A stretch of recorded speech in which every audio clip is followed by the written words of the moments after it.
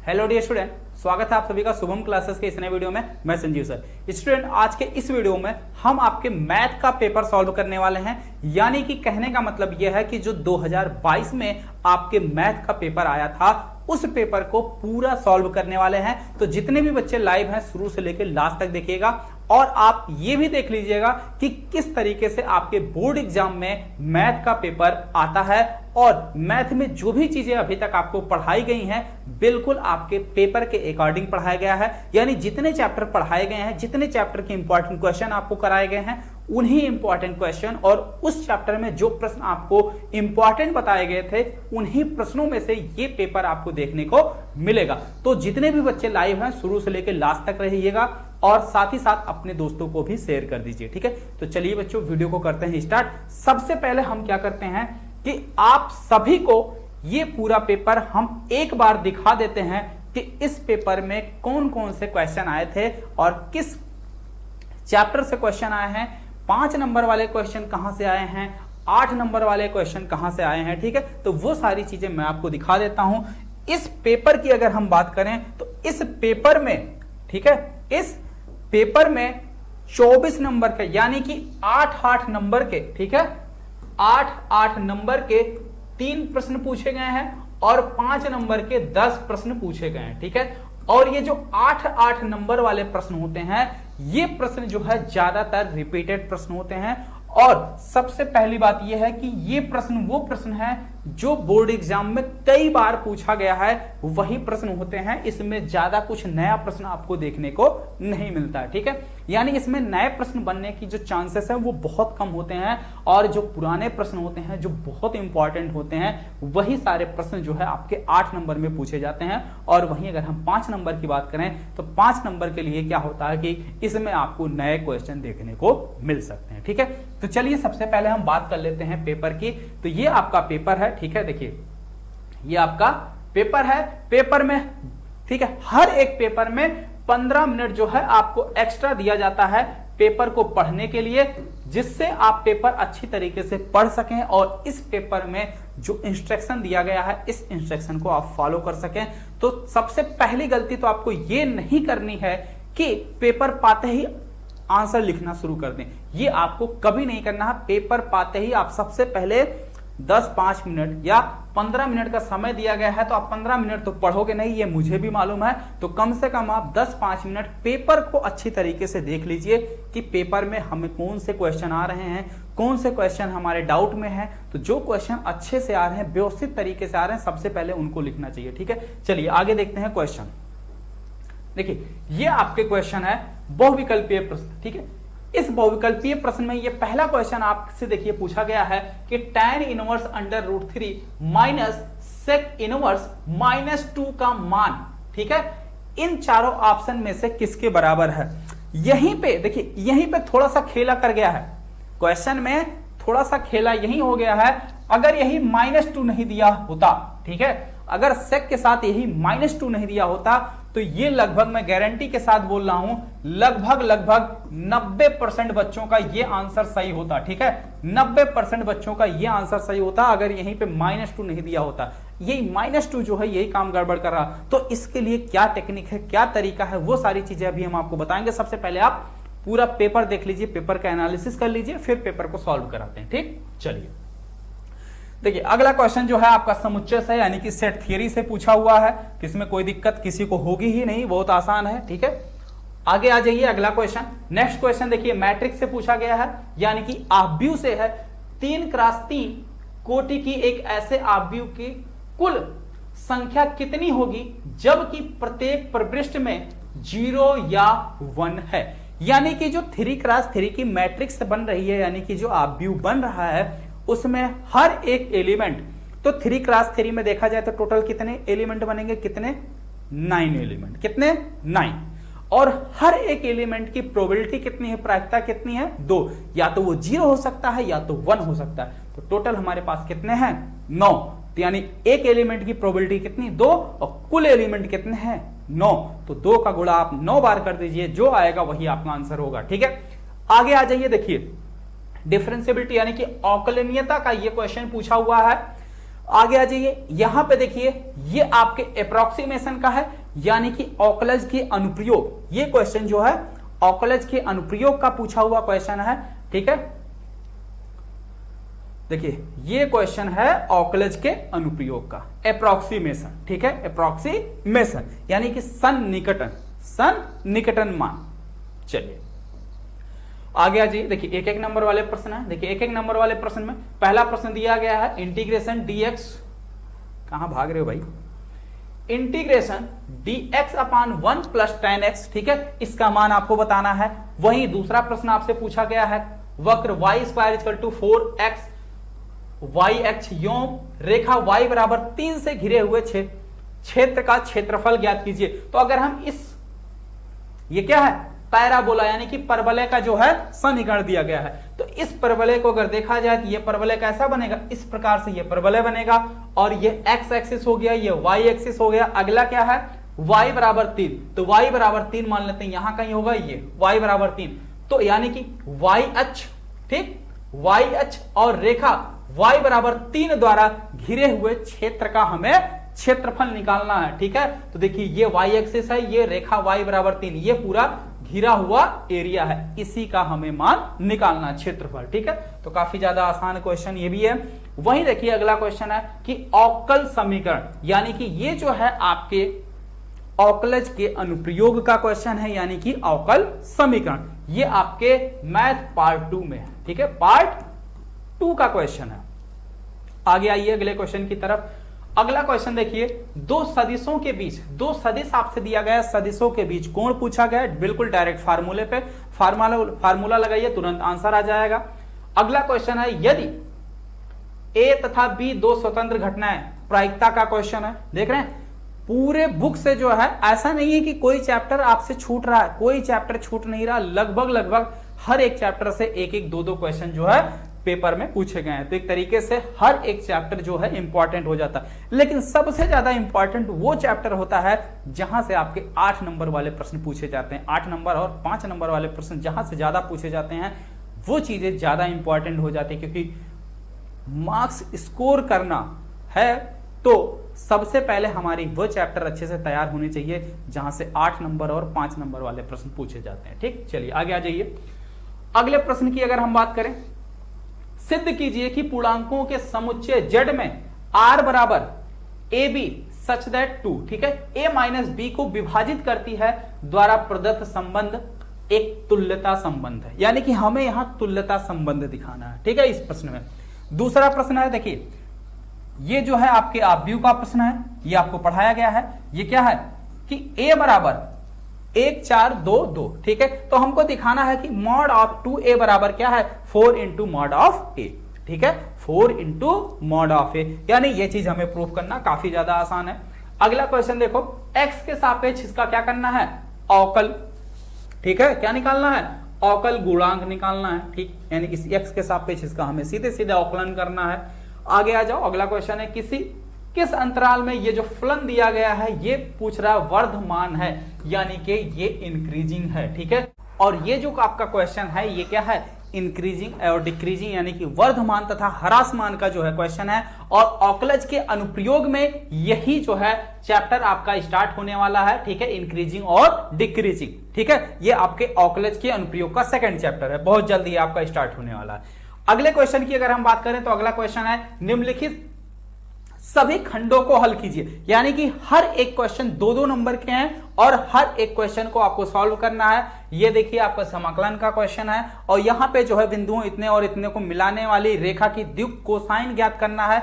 यहां पे जो है आपको द्विक कोसाइन ज्ञात करना है, बिल्कुल डायरेक्ट फार्मूले पर ये क्वेश्चन है, फार्मूला याद है तुरंत जो है ये क्वेश्चन सॉल्व हो जाएगा। नेक्स्ट है निम्न अवरोधों के अंतर्गत z बराबर, ठीक है, इतना दिया हुआ का न्यूनतम मान ज्ञात कीजिए। ये देखिए इनइक्वलिटी का क्वेश्चन है, यानी कि ठीक है सर्वसमता का जो है ये क्वेश्चन है, ठीक। अगला क्वेश्चन देखिए सबसे पहले क्या कर रहे हैं, सबसे पहले क्या है कि बहुत सारे बच्चे ऐसे भी हैं जो ये चाहते हैं कि हमें पेपर पूरा हमको दिख जाए कि पेपर में कौन कौन से क्वेश्चन है, तो वही काम हम कर रहे हैं। सबसे पहले आपको पूरा पेपर दिखा दे रहे हैं कि पेपर में कौन कौन से प्रश्न, कैसे प्रश्न, किस चैप्टर से प्रश्न आए हैं, वो भी हम आपको साथ साथ बताते चल रहे हैं। तो अभी ये काम कर लेंगे, उसके बाद जो है आपको हम क्या करेंगे, ये पूरा पेपर जो है फिर सॉल्व करवा देंगे। ठीक, चलिए।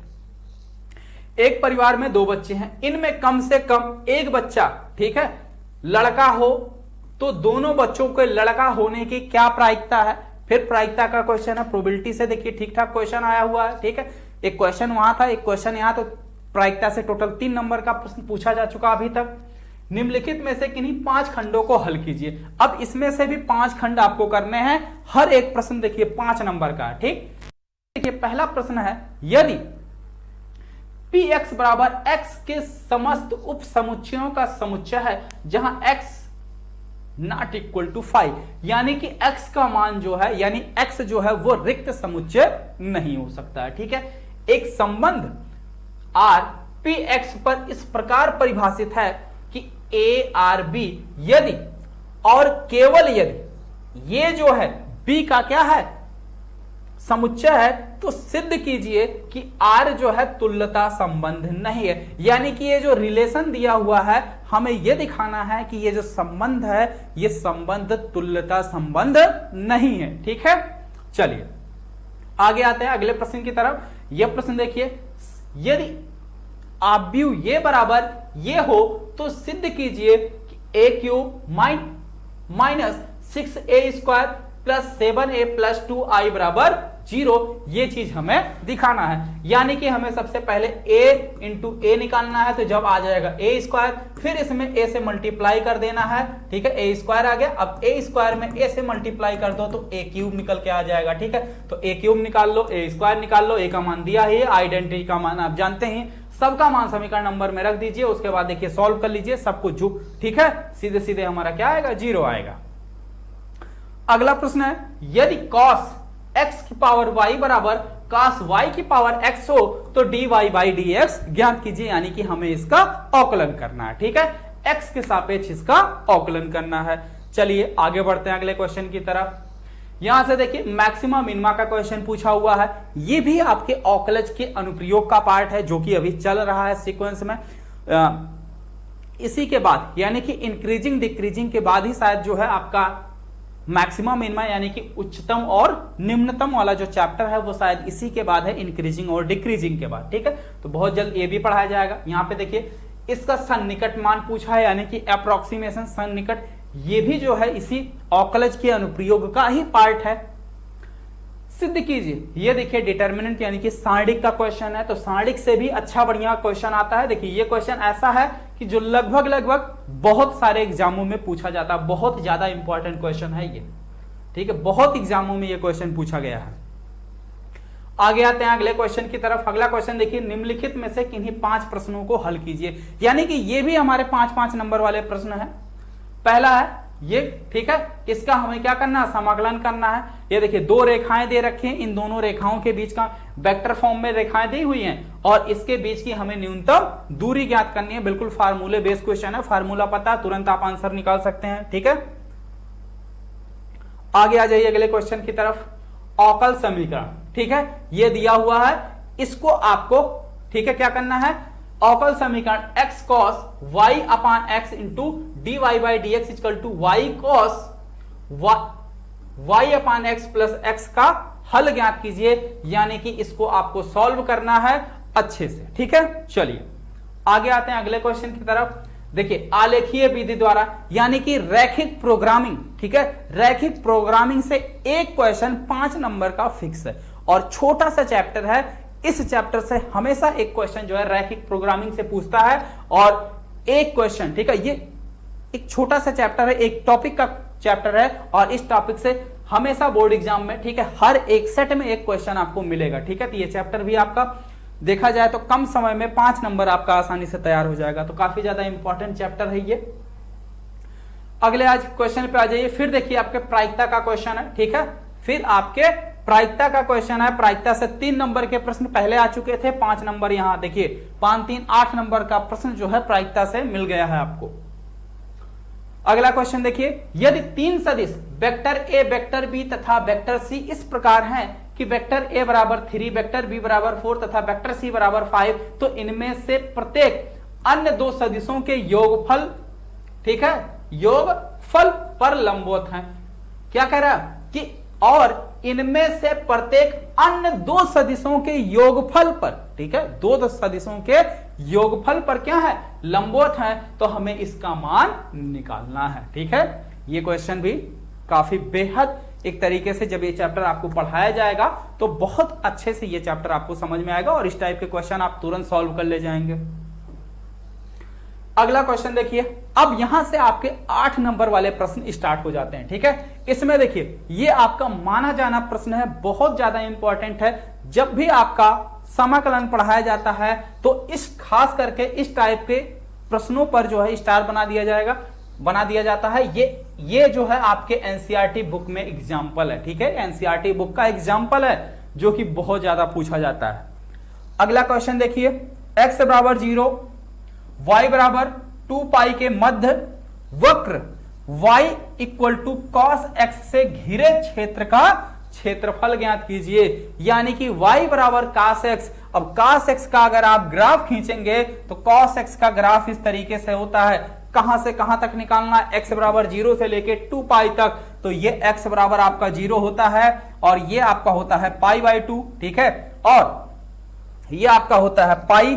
ठीक है, और ये आपका जो हो जाता है दोनों को जोड़ लो तो ये 3 पाई बाई 2 हो जाता है और यहां पे आपका आ जाता है 2 पाई। ठीक है, 2 पाई। तो यानी कि यहां से लेके यहां तक घिरे हुए क्षेत्र का आपको क्षेत्रफल निकालना है, ये सारा रीजन। ठीक है, तो अगर इसी को निकाल लोगे, इसी का दोगुना कर दीजिए, सीधे सीधे आंसर आ जाएगा। या इतना एरिया आप निकाल लीजिए, यहां से यहां तक निकाल लीजिए, इसके बाद इसमें 4 से गुणा कर दीजिएगा, पूरा एरिया आ जाएगा। ठीक है, तो इस तरीके से ये ग्राफ से जो है इसको समझना बहुत आसान होता है। ठीक है, चलिए आगे आते हैं अगले प्रश्न की तरफ। अगला प्रश्न देखिए, इनमें से किसी एक ही को करना है।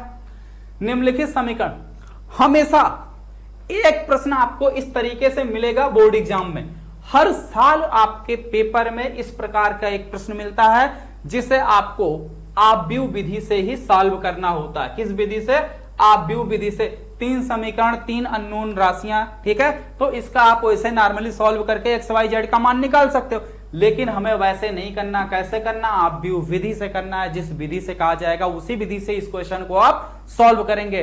अगर दूसरे विधि से आप मान निकाल लोगे, मान तो सही आएगा लेकिन आपको नंबर उस पर नहीं मिलेगा। ठीक है, चलिए आगे आते हैं अगले सेकंड पार्ट देखिए। सेकंड पार्ट देखिए, ये क्वेश्चन आपसे पूछा गया है, ये अवकल समीकरण का क्वेश्चन है और ये भी जो है अवकलन का है। ठीक है, तो हमें d2y/dx निकालना है। देखिए ये तो काफी ज्यादा आसान है। आगे आ जाओ, अगला क्वेश्चन, ये तो आप लोग पढ़ चुके हैं ना।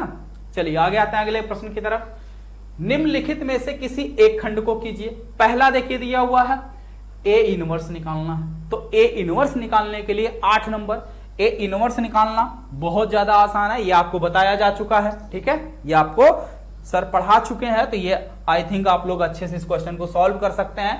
अगला क्वेश्चन देखिए, y बराबर c1 e की power ax cos bx plus c2 e की पावर ax sin bx, जहां c1 c2 अचर है, तो इस अवकल समीकरण का हल ज्ञात कीजिए। यानी इसका मान आपको निकालना है। ठीक है, तो इस तरीके से ये आपका पूरा पेपर है। ठीक है, जो अभी अभी हमने आपको दिखाया और आपके सामने डिस्कस किया।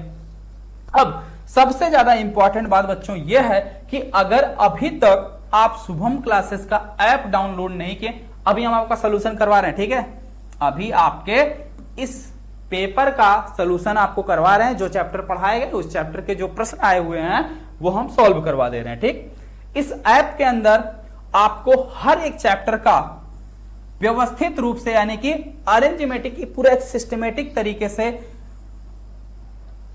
नोट्स, स्मार्ट क्लास नोट्स, साथ साथ आपको चैप्टर वाइज प्रैक्टिस सेट, महत्वपूर्ण प्रश्न उत्तर, लास्ट 3 साल के पेपर का मतलब हो गया 3 साल के पेपर का मतलब टोटल 21 सेट और 3 सैंपल पेपर, यानी कि टोटल 24 प्रश्न, 24 सेट जो है सॉल्व करवाया जाएगा। और अभी जो इस बैच की प्राइस है केवल और केवल 999 रुपए है। तो देखा जाए एक तरीके से तो ये प्राइस बहुत ज्यादा नहीं है। ठीक है, तो जो भी बच्चे अभी तक इस ऐप को ज्वाइन नहीं किए हैं वो इस ऐप को ज्वाइन कर सकते हैं। ठीक है, चलिए, और अगर किसी को पेमेंट करने में कोई समस्या, कोई प्रॉब्लम आ रही है तो इस दिए गए नंबर पर आप व्हाट्सएप कर सकते हैं। चलिए अब इन प्रश्नों के कुछ सोल्यूशन हम लोग देख लेते हैं। ठीक है, चलिए कम से कम बहुविकल्पीय प्रश्न हम लोग देख लें। बाकी जो बड़े बड़े प्रश्न है, ठीक है, पेपर आपके सामने आ ही गया है, आप लोग जो इसको सॉल्व करिए। चलिए सबसे पहले बहुविकल्पीय प्रश्नों पर थोड़ा फोकस कीजिए। देखिए हमने कहा कि यहां पे अगर यही -2 नहीं दिया होता तो बहुत आसान प्रश्न होता और लगभग 90% बच्चों का यह आंसर सही होता, लेकिन यहां पे माइनस दे के थोड़ा सा गड़बड़ी कर दिया। तो आपको याद होना चाहिए थोड़ा सा फार्मूला, ठीक है। देखिए अगर कहीं इस तरीके से आपको लिखा साइन इनवर्स -x, तो इसका मतलब होता है माइनस साइन इनवर्स x, ठीक। अगर आपका कहीं लिखा हुआ है कॉस इनवर्स, आप फार्मूला इतना याद रखिए, ठीक है, कॉस इनवर्स -x, ठीक, तो इसका मतलब होता है pi minus cos inverse x, pi minus cos inverse x। Second, tan inverse -x बराबर होता है -tan इनवर्स x, ठीक। कॉट इनवर्स -x बराबर होता है pi minus cot inverse x। Sec inverse -x बराबर pi minus sec inverse x, और cosec inverse -x equal to minus cosec inverse x। तो ये आपका फार्मूला होता है। यहां पे क्या लिखा हुआ है -x, तो अगर -x की जगह पर 2 है तो यानी फार्मूला हमारा कौन सा यूज होगा, ये वाला। तो अब देखिए tan √3 ये कितने का मान होता है, ये आपके 60 अंश का मान होता है tan की π/3, ठीक, बीच में लगा है माइनस। अब इसकी जगह हम क्या लिखेंगे, इसकी जगह लिखेंगे पाई माइनस सेक इनवर्स 2, ठीक है। तो अब π/3 minus pi minus sec inverse 2 कितने का मान होता है, ठीक है, यानी सेक 2 कितने का मान होता है π/3 यानी कि 60 अंश का। तो यहां पर हो गया हमारा π/3, ठीक। अब ओपन करो ब्रेकर, तो π/3 minus pi minus plus π/3 total कितना हो गया हमारा 2π/3 माइनस पाई। तो अब सॉल्व कर लो, 3 1 के 3, तो 2π माइनस 3π/3, तो 3 में से 2 गया, कितना आएगा पाई, चिन्ह किसका लगेगा माइनस का, क्योंकि बड़ा ये है, तो -π/3 ऑप्शन नंबर बी जो है आपका यहां पे सही हो गया, ठीक है। तो इस तरीके से इनवर्स वाले में देखिए 3 जगहों पर पाई ऐड होता है, बाकी 3 जगहों पर पाई नहीं ऐड होता। याद करने की ट्रिक क्या है, एक तो कास में होता है, अगर कास में है तो उसके उल्टे में होता, ठीक, तो यानी कि सेक में आ जाओ। दूसरा टैन में नहीं होता, बस इतना याद रखना, टैन में नहीं होता है और किस में होता, काट में होता। तो पहला तो ऐसा ही याद हो गया, कास से आ गया हमारा कॉट और सेक, ठीक। तो इन तीनों में पाई माइनस हो जाता, बाकी सब में माइनस हो जाता, ठीक है। अब बात सभी को समझ में आ गई। चलिए दूसरा क्वेश्चन है, दूसरा क्वेश्चन ध्यान से देखिए, पहला क्वेश्चन आया सभी को समझ में। अगर ये फार्मूला आपको नहीं मालूम है तो इस फार्मूले को आप लोग नोट कर लीजिएगा, ठीक है। अगला क्वेश्चन देखिए, कह रहा है मान लीजिए समुच्चय n में r बराबर a b such that a बराबर b-2 और b का मान 6 से बड़ा होना चाहिए, b का मान 6 से बड़ा होना चाहिए। तो सबसे पहले तो यहां पे हम ये देखें इन चारों में से किसमें b का मान 6 से बड़ा है, ठीक है, b का मान 6 से बड़ा किसमें है, ठीक। तो हमने देखा इसमें नहीं है, तो इस क्वेश्चन को तो पहले ही क्रॉस कर दो, ठीक है, इस क्वेश्चन को पहले ही आप काट दीजिए। अगले क्वेश्चन में आ जाओ, ठीक है, अगले क्वेश्चन में आ जाओ। अगला क्वेश्चन क्या है, 8 है, ये ठीक है, ठीक, इसमें 6 से बड़ा चाहिए लेकिन 6 है, तो ये भी काट दो। अब हमारे पास बच गया केवल दूसरा और चौथा चेक करने के लिए, ठीक है। तो कैसे चेक करेंगे हम, a बराबर, a का मान दूसरे में कितना दिया है 3, तो अगर हम a बराबर 3 रखेंगे तो यहां पे क्या रखा है, a बराबर b-2, तो अगर a की जगह 3 रखेंगे तो b बराबर कितना आना चाहिए, तो b बराबर आ जाएगा 5, लेकिन यहां पे b बराबर दिया है 8, तो ये क्वेश्चन भी हो गया गलत।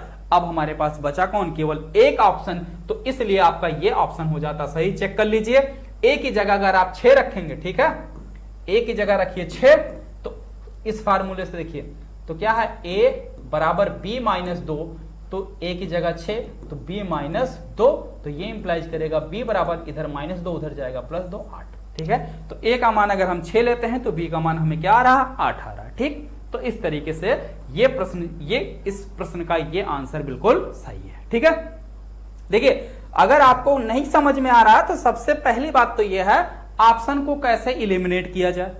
यहां पे कहा है बी का मान 6 से ज्यादा होना चाहिए, तो बी का मान 6 से ज्यादा केवल इसमें है, केवल इसमें है, इसमें और इसमें नहीं है, तो 2 ऑप्शन तो आपके ऐसे ही गलत हो गए, बचे सिर्फ 2। अब इन दोनों में से एक सही होना चाहिए। ठीक, अब देखिए किसी एक का मान जैसे मान लीजिए अगर हमें इसे चेक करना है तो ए की जगह 3 रखो, बी की जगह 8 रखो, इधर 3 हो गया, 8 में से 2 आया 6, तो इधर 3 और इधर 6, तो 3 कभी 6 के बराबर होगा, कभी नहीं हो सकता, तो ये भी गलत। इसको रख के देख लो, ए की जगह 6, बी की जगह 8 रखोगे तो 8 में से 2 गया 6, तो 6 बराबर 6, बिल्कुल सही बात है, यानी ये वाला आंसर बिल्कुल आपका सही हो गया। ठीक है, तो इस तरीके से हम लोग क्या करते हैं, चेक करते हैं आंसर को इलिमिनेट करते हैं। ठीक,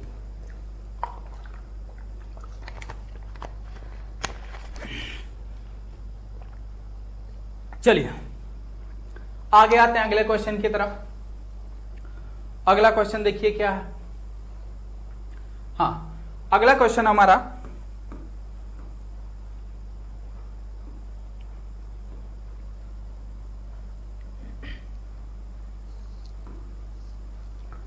तीन क्रॉस 3 कोटि के ऐसे आव्यूह की कुल संख्या कितनी होगी जबकि प्रत्येक प्रविष्टि में 0 या 1 है। यानी कि अगर 3 क्रॉस 3 की अगर हम बात करें, ठीक है, A B C D E F G H I, ठीक है, ये हमारा क्या हो गया, मैट्रिक्स हो गया 3 क्रॉस 3 का, 3 क्रॉस 3 का। अब ए की जगह पे या तो 0 या तो 1, ठीक है, तो ए के नंबर यानी ए की जगह पे जो नंबर हो सकता है वो या तो 0 हो सकता है या तो 1 हो सकता है, तो यानी ए के कितने प्रोबेबिलिटी, कितनी संभावना है, तो 2।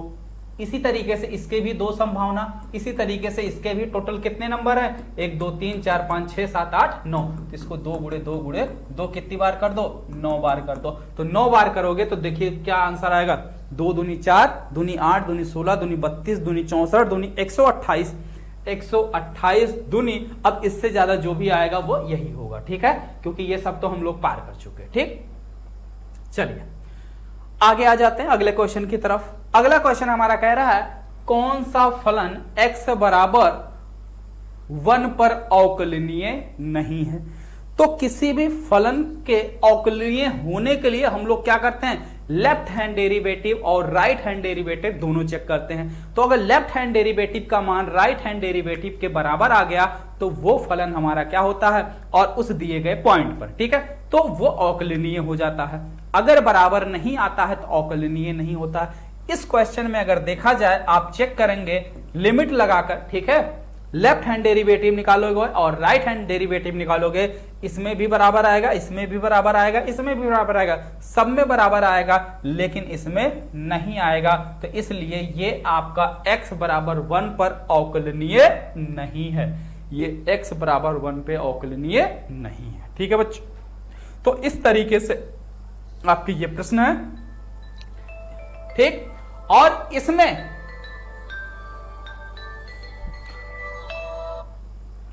ठीक है, तो इस तरीके से इस पेपर में और भी जो प्रश्न दिए गए हैं उन प्रश्नों को आप सॉल्व कर लीजिए। जो चैप्टर अभी तक आपके पढ़ाए जा चुके हैं उस चैप्टर से जितने भी क्वेश्चन आए हैं उन क्वेश्चनों को आप सॉल्व कर लीजिए। अगर नहीं सॉल्व होता है तो आप जो है बता दीजिएगा, ये पेपर जो है पूरा फिर से सॉल्व करवा दिया जाएगा। और वैसे भी ये आप से हम बार बार बता चुके हैं कि जब आपका सिलेबस कंप्लीट होगा तो सिलेबस कंप्लीट होने के बाद अनसॉल्व पेपर जब भी सॉल्व करवाया जाएगा तो सबसे पहले आपका 2022 वाला सेट ही जो है वो सॉल्व कराया जाएगा। ठीक है बच्चों, बात समझ में आई? तो जितने भी बच्चे इस क्लास को देख रहे हैं तो अब आपकी जो क्लास है डेली इसी टाइम पे लगभग आपको क्लासें अब मिलती रहेंगी। ठीक है, क्योंकि जो मैथ की क्लास इतने दिन से इरेगुलर थी या आपको क्लास नहीं मिल पा रही थी, तो वो चीजें अब नहीं होगी। अब आपको मैथ की रेगुलर क्लास जो है मिलती रहेगी।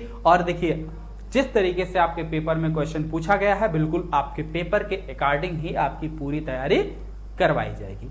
ओके बच्चों, थैंक यू। मिलते हैं फिर अगले दिन, ठीक है। आज के लिए सिर्फ इतना ही। और सभी बच्चे कमेंट सेक्शन में जरूर कमेंट करके बताइएगा कि ये क्लास आपको कैसी लगी, ठीक है। अगर क्लास पसंद आई हो तो जरूर कमेंट बॉक्स में लिखिएगा और साथ ही साथ अपने दोस्तों को भी शेयर कर दीजिएगा। Okay, thank you.